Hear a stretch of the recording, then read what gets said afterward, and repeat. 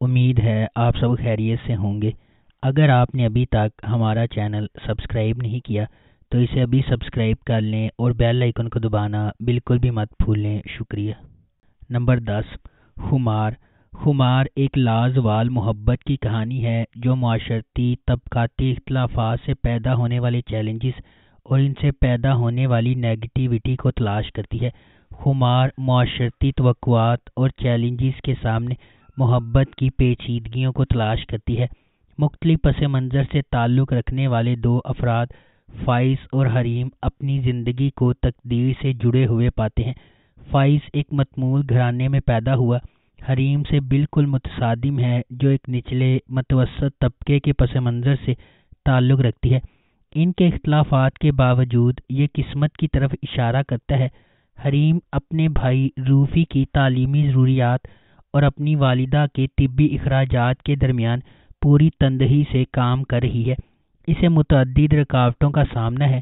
اپنی جدوجہد کے درمیان فائز روفی کا ایک دوست خاموشی سے ان کی مالی مدد کرتا ہے اور حتیٰ کہ حریم کے لیے کام بھی لیتا ہے، حالانکہ وہ ہوشیاری سے کام لیتا ہے۔ نمبر 9، میرے ہمسفر۔ میرے ہمسفر حالہ کے گرد گھومتا ہے جسے اس کے والد اس کے گھر پر چھوڑ جاتے ہیں جہاں اس کے ساتھ برا سلوک کیا جاتا ہے۔ بعد میں اس کا کزن بیرون ملک سے واپس آتا ہے اور اس سے شادی کرتا ہے اور اسے وہ عزت دیتا ہے جس کی اسے ہمیشہ ضرورت تھی۔ حالہ کو اس کی تائی جان نے ساری زندگی بدسلوکی کا نشانہ بنایا، اس کے کزن حمزہ نے اسے عزت اور پیار دیا۔ نمبر 8، دل لگی۔ دل لگی موحد اور انمول کی رومانوی کہانی ہے۔ یہ اندرون سندھ میں سکھر کی تنگ گلیوں میں قائم ہے جہاں انمول اپنی ماں اور چھوٹی بہن مشال انصاری کے ساتھ سادہ زندگی گزارتی ہے۔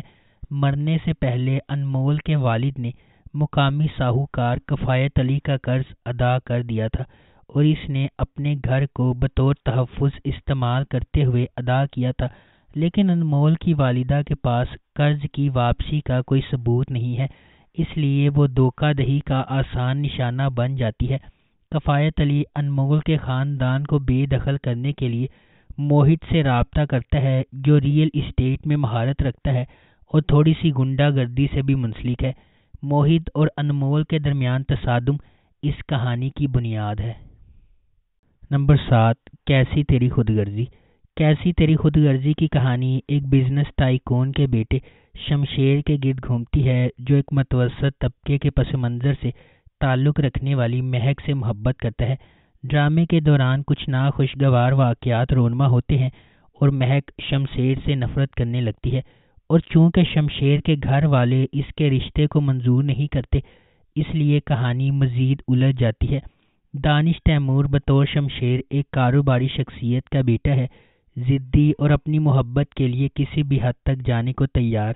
دریو شاہ سلیم بحیثیت مہک ایک لیکچرار کی بیٹی ہے، طبیعت میں شائستہ ہے اور متوسط طبقے کے پس منظر سے تعلق رکھتی ہے۔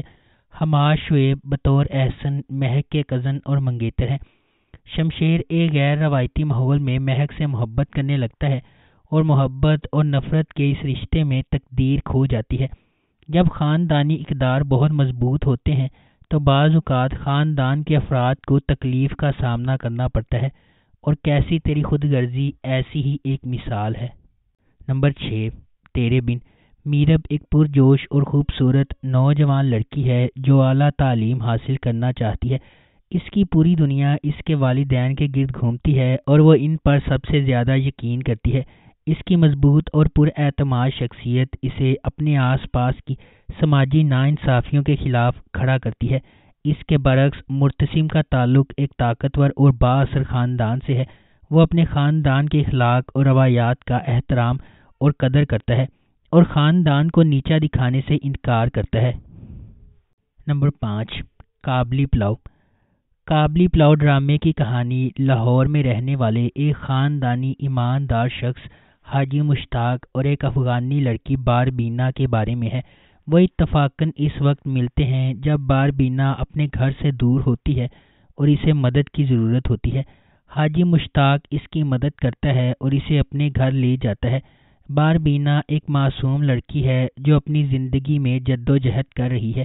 اسے محفوظ رکھنے کے لیے حاجی مشتاق کو اس سے شادی کرنا پڑتی ہے، لیکن آخر کار وہ اس سے محبت کرنے لگتا ہے۔ خوبصورت سبینہ فاروق ڈرامہ قابلی پلاؤ میں باربینا کے روپ میں نظر آ رہی ہیں۔ نمبر 4، سکون۔ سکون ایک غیر معمولی طور پر لکھا گیا ڈرامہ ہے جس میں پاکستان کے سب سے پیارے اداکار شامل ہیں۔ کہانی سے پتہ چلتا ہے کہ کس طرح اینا کی بے گناہی کا فائدہ اٹھایا جاتا ہے اور کیسے رضا کے غیر سنجیدہ رویے کا اس کے آس پاس کی متعدد زندگیوں پر دیر پا اثر پڑتا ہے۔ اس کے باوجود یہ قسمت کی طرف اشارہ کرتا ہے کہ وہ دو لوگوں کو اکٹھا کرے گا جنہوں نے کبھی سوچا بھی نہیں تھا کہ ان کے راستے ایسے حالات میں گزر جائیں گے۔ ثنا جاوید نے اینا کی تصویر کشی کی ہے، ایک شرمیلی، سادہ اور بے دھیان لڑکی جو اپنی خوبصورتی سے بے خبر ہے۔ خاقان شاہ نواز رضا کا کردار ادا کر رہے ہیں، احسن خان ہمدان کا کردار نبھا رہے ہیں، ایک محبت کرنے والا اور قابل اعتماد تاجر جو اچھی طرح سے آباد اور عزت دار ہے، وہ رضا کا دوست بھی ہے۔ نمبر 3، حبس۔ حبس ایک غیر معمولی طور پر لکھا گیا ڈرامہ ہے جس میں ایک ایسی کہانی ہے جس میں ایک محبت کرنے والے جوڑے کو شامل کیا گیا ہے اور اسے ان غلط فہمیوں کے ذریعے بنانے کی کوشش کی گئی ہے جو بدقسمت حالات اور اپنے آس پاس کے لوگوں سے پیدا ہوتے ہیں۔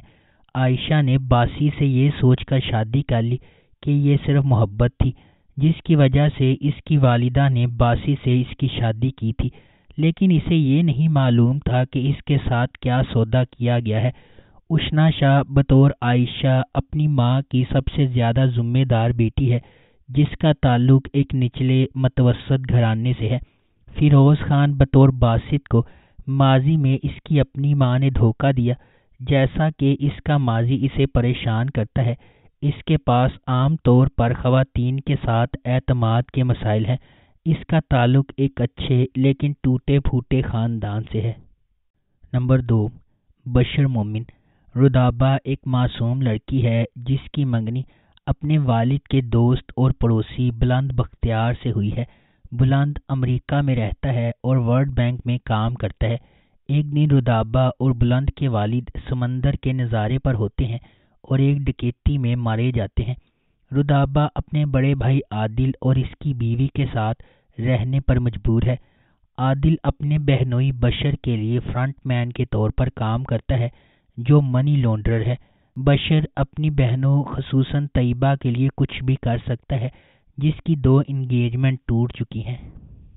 نمبر 1، صرف تم۔